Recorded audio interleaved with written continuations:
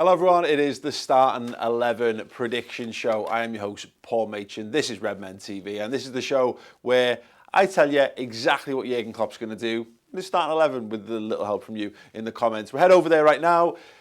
As I say, I'm going to start putting the team out, and if you've got any thoughts or feelings, anything you want me to discuss as to how Liverpool could line up against Tottenham Hotspur this weekend, then let me know live in the comments, and Tom will pull some of those in. But I'm going to give you the bare bones team. This is what Liverpool, I think, if everyone was fully fit, I think this is roughly how Liverpool will line up, because it's largely how we've seen us line up this season.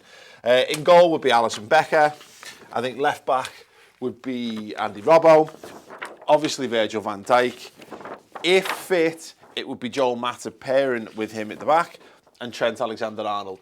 The Joel Matip thing warrants a discussion. We'll come back to that in a moment. Fabinho in the 6. Gini Wijnaldum. Captain Jordan Henderson. Mohamed Salah. Sadio Mane. Yeah, I'm doing this well. And Roberto Firmino. So, look, if everyone was fit and available, I think that is the team that we would go with against Spurs. However, we know a couple of little bits and pieces. We know that Trent Alexander-Arnold, as mentioned by Jurgen Klopp in his press conference, looks okay. He's going through a clearance session, and they're going to determine today, I think, whether he's able to compete. Although right now he looks like he's winning the battle to be available for this game. So, fine. The Joel Matip one is less clear-cut than that. Now, the conversations the manager's had, he's basically intimated that it's a bit touch and go now. So that leaves Liverpool with two options. What we've seen, obviously against Leicester, we saw Dejan Lovren come into the side. Most of us thought Joe Gomez was going to start that game. So there is a strong case that it is just Dejan Lovren that comes in. We saw Joe Gomez getting the game off the bench in midweek, but coming on into the right back position. Now, that obviously was a part and parcel of the plan to get some minutes back in the legs of Andy Robertson, bringing him off, moving James Milner over to left back from right back, and then you get the double bubble of, you get to take Andy Robbo off so he can have a bit of a rest, and you also get to put some minutes into the legs of Joe Gomez. So there is a logical train of thought that says, you give Gomez a little bit of time, now's the time to get him back in at centre-half alongside Van Dijk. And I'll be honest, I've kind of got no problem with that. But will I go with that as a prediction? I'm not sure yet. I might need some of your thoughts on this to help tip me thinking one way or the other. Moving on to the midfield, the big debate, and I'm sure we're going to get people clamouring for it in the comments, and rightly so, by the way, is to put Alex Oxlade-Chamberlain in here somewhere. Fantastic performance off the bench against Manchester United, as we know, and scored 2 absolute wonder goals against Genk in midweek. And he comes off the pitch with a reasonable amount of time to go as well. So it's not like he's gone flat out for 90, which is obviously a bit more of the case for Naby Keita. I think it's a harder shout to throw Keita in because obviously what we saw in midweek was Naby there, and we saw Alex Oxlade-Chamberlain alongside him in midfield, which obviously left a lot of dirty work to be done by Fabinho in the midfield, which again, something referenced by Klopp in his press conference. I think Tottenham Hotspur are too good, albeit that we are at Anfield. I think the best case for these two lads is that we see one of the two of them ahead of the Genk game. It would have been Keita for me. I think because I think we've naturally seen him being used. You know, we've seen him coming in for Gini Wijnaldum.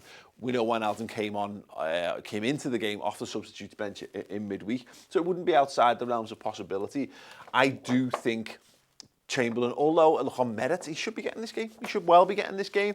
I think he is first sub at the weekend, if I'm honest, depending on how the game's going. If we're winning 4-0, yeah. If we are drawing, yeah. If maybe there's some sort of middle ground situation where it's 1-0 and you're looking to hold on, maybe not. So because of that, I think Keita's played slightly too much football, and I thought we're still getting him back up to rhythm. So I don't think he would start that. And because of the Oxlade-Chamberlain stuff, I think the mission is to make sure that he is fit, firing and ready in terms of minutes in his legs, you know, match sharpness, rhythm and all that for the Man City game at the end of the little run of fixtures that we've got looming. So I think, given that he's had a week off, I think Jordan Henderson and his captain is an absolute shoe-in to start this, and Wijnaldum, which is no bad thing because it means that we've got a lad who just scored 2 wonder goals into the midweek, who's fit, firing, and ready to come in and influence a game. That is a very important factor in this.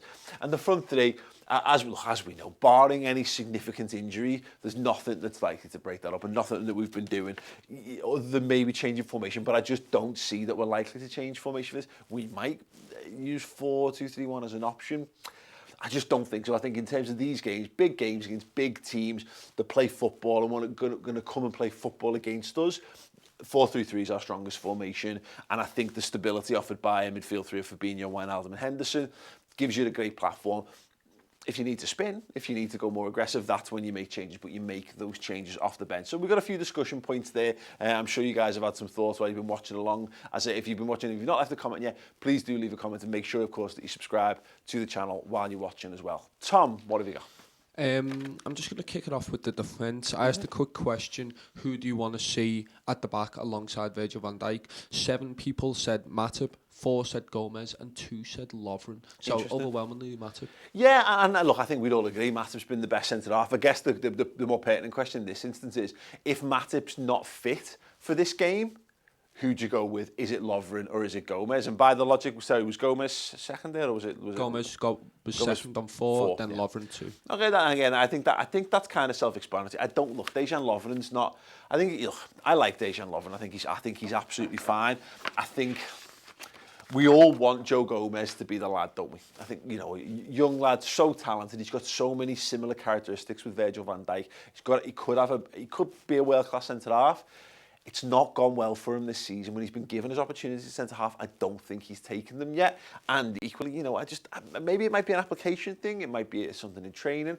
It might just be, maybe it's just our perception. There's a lot of football still to be played, of course. Personally, I'd go Gomez. Now, I made this mistake a couple of weeks ago when I backed Lovren to be picked in a game, and he wasn't. I'll go with Gomez. I'll go with Gomez as a partner Van Dijk for this one. Not me, by the way. This is what Jurgen Klopp's going to do. If you've got my prediction, check out the build-up show. Tom, any thoughts on anywhere else on the pitch? Yes, in midfield, a couple of people are saying Ox and Naby, so the egg says Ox and Naby need to start. Joe Taylor says Fabinho, Ox and Keita to capitalise on Spurs' poor form. But then Zainal Muller says, everyone's saying Keita and Ox. Remember that they're very offensive and that's not balanced enough. Yeah, and Clark again referenced it. Fabinho had a lot more work to do in the game in midweek, and that's against Genk. With all, for all the will in the world, and I thought they put in a really, really good performance. And it didn't overly trouble us too much because they're not at the level of Tottenham Hotspur, and I'm sure there's some banter merchants who are like, oh, Spurs are finished, blah, blah. Spurs are really good. Spurs are really, really good. A really, really good side, and a very, on their day, which they are perfectly capable of switching on, they'll cause us massive problems in the midfield. So I agree with that. I think there's no one complains about Man City's midfield being too attacking, but I think you get there, you earn the right to get there, and I think we're a couple of weeks away from us doing that. We've shown that we can use that midfield. There's a possibility, we could use someone else in the 6 or whatever, but I feel like we'll get there. We will see more of Naby and Ox. I just don't think you do it twice in a week. Not when Naby's not played loads of football this season, and not when Oxlade-Chamberlain is being eased back into the routine.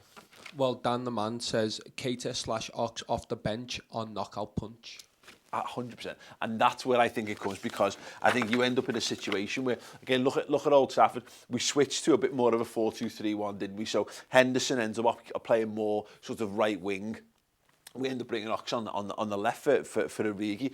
We just went more attacking, having those abilities to do that. Just Jordan Henderson, when he plays the peak of his ability, which is what the Jordan Henderson we saw at the end of last season, and a little bit at the start of this, I think he gives us drive, he gives us impetus, he gives us, he brings lots of good, positive things to the Liverpool team. Great cover for Trent to let him do his job, but also does lots and lots of running to help free up Mo Salah on the right wing as well. But when you want to spin, when you want to go more, just look at what Oxlade-Chamberlain's doing in the game. He ends up playing on the edge of the 18-yard box a lot more. And look, his shots to goal ratio has been outstanding, let's be fair. He's not going to stick them in every time he hits the ball, but he gets close. He offers a different threat. So if you're looking whether the game's tight or you're looking to rescue something from the match, I think this is a game when you've got someone like Oxen, you've got someone like Keita on the pitch. Because again, let's just use him as an example in this. Not Dejan Lovren, for the love of God. You bring off Gini, you bring on Keita. Maybe you're chasing the game, or maybe you're looking to just drive a little bit more into the match. Because we'll use Alexander-Arnold and Robertson as our chief creators for 60 minutes. And if we're banging on the door and that's not working, then you've got these two lads, Keita and Chamberlain, to bring in, and then you can continue to attack from wide, you continue to pin them back, but all of a sudden, you've got options through the centre of the park. You've got a bit more of a clinical passer in terms of Naby Keita, someone who's much more comfortable in tight spaces and possession of the ball, and you've got actually Chamberlain who can do exactly the same. They're both more capable of beating men in short distances, and they're both more than capable, although we've seen less of it from Keita, of sticking the ball in from the edge of the area, and all of a sudden, rather than having to rely on goalkeepers throwing the ball into the back of the net, you might still need that, it might still force that, but you're more likely to force mistakes and you're more likely to influence the game directly yourselves because you've got much more attacking talent available to you. However, will we do that? We'll have to see. Go on, Tom.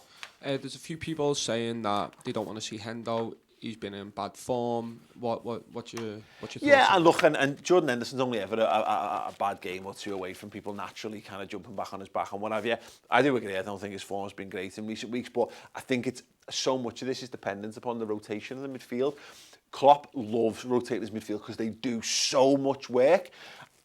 Chamberlain's not been fully fit and Keita's not been fully fit. So we've had James Milner in it, and James Milner's also been having to cover Robertson at left back, and he's covered Trent at right back as well. So these lads have had to play a lot of football, and bear in mind they've both played a lot of international football in addition to that. So I agree. Henderson and Wijnaldum to some extent, I think there's a fresh challenge before them now because it's the first time where we can make a really solid case. Because I'm with the vast majority of you, I would suspect. I'd love to see Oxen Naby. I think that's a transformative midfield. That's the closest we've got to, when Man United put a DM in, whether it's Rodri or Fernandinho, and then you've got Silva, De Bruyne. I'm not saying they're exactly the same type of players, but they're both attacking mids and former wingers that they've converted into attackers. And you exactly make the case for Henderson and Wijnaldum in that. But I think that's a much more overall offensive team when you've got Oxen Keita in. But look, don't write Jordan Henderson off, and not in big games. Last season was typified, a big performance was typified with a big performance in a big match by Jordan Henderson. Think of all the European games, particularly at Anfield. Barcelona, fucking immense. Don't be shocked if this is the game where Jordan Henderson has an absolute perler in the mid. One or two more for us, please, Tom. It's quite telling. No one said anything about the front three. Obviously, they want the front three to play. Talking about defence, I've got one more after you speak about this, Paul. But Flapjack says Gomez and Trent are a weakness with Spurs attack. Maybe. I think that's debatable, if I'm honest. I think Spurs' attack is so good that I think they're going to cause problems no matter who you put in. Of the choice of the three potential partners for Van Dijk, it would be Matip, Gomez, Lovren for me, because I think Lovren, these are the kind of games where I think he can have a 10 out of 10 performance, but you can also find that he maybe just loses his head a little bit, particularly if he's in a battle with Kane or whatever. Joe Gomez has got tons of pace, and I think back to the spell last season when he started at centre-half, and I watched him come up against every different type of centre-forward and pass each test with flying colours. It's only a matter of time before he gets back in the side, and it's only a matter of time before he makes that position his own. The form, they say form temporary, class is permanent. I think Joe Gomez has got something, I really genuinely do, and we've seen mounting evidence of that in recent years. So I get the notion that somehow these might be a weakness, but Liverpool are going to be charged with being the dominant team here. I think the idea that they somehow are weaker defensively, maybe. But what Liverpool do on the front foot, what we do in possession of the football, I think is very important as well. So I can understand why people might have those fears, but Joe Gomez is a young lad. The more he plays, the better he's become. His ceiling is higher than Joel Matip's. So I think that's always the trade. I think Joel Matip is probably better right in the here and now. But will he be in a year's time, 2 years' time? I don't think so. I said one more, but now we've got two super chats. One from Ben Pryor, who gave us a blue super chat. Thank you. He says, please give Ben Kelly and Jack Gill pay rises. They are doing great work. Pack it in. Shh. And one more. And Etcham Ul-Hassan says, do you think Spurs are still mentally scarred in regards to the Champions League final? Maybe. maybe is the answer to that. I think there's a massive opportunity. I think if the roles are reversed, I remember, like I was saying last season, I really wanted Real Madrid in the group stage of the Champions League just to go and get back on the horse, go and beat them and go and rest some of the demons of the lost Champions League final. I think that most of their players will be saying that. I think the manager will be saying that. Here you go, lads. People think you might feel you didn't give a good account of yourselves in the Champions League final. Well, you know what? Go and prove a point. So I think you can go one or two ways. I think if we come out and if we should just be able to flex our muscles. We should be able to do what we do and beat Spurs. We should be able to. We're so good at Anfield. Liverpool will be favourites to win the game. So I think you can get in Spurs' heads that way. But I don't think the defeat will be to the detriment of Spurs. I think it's a fire in the belly. They just come off the back of a win in midweek against Red Star. Maybe I would be much more encouraged to see Spurs coming to Anfield and trying to have a go than maybe have a bit of self-doubt and maybe look to be defensive, because we've seen if a really good side tries to be defensive, you can have the best players in the world, but you're going to struggle to unlock sides. So I'd rather Spurs have a little bit of fight for hope, come out with a point to prove, and hopefully leave themselves open to being basically knocked the fuck out. It would be an ideal world for me. So yeah, there you go. That is the starting 11. That is the team. It's not particularly surprising. The only doubt, I think, if I'm going to get this wrong, it might be in the Gomez position. It might well be Dejan Lovren if Matip's not fit. If Matip is fit, it will be Matip in there. But other than that, that is what Jurgen Klopp's going to do against Tottenham Hotspur. If you agree with him or disagree with him, let him know in the comments below. Make sure you subscribe to the YouTube channel, and of course head over to the redmentv.com if you want more additional, longer form, heavy, in-depth, interesting, fun, engaging chat about the Mighty Reds. We have got you covered. Every single angle of the Mighty Reds is on there on the redmentv.com. Sign up, it's free for the first month, and see how you get on with all of that. Other than that, I'll be back post-match. See you then.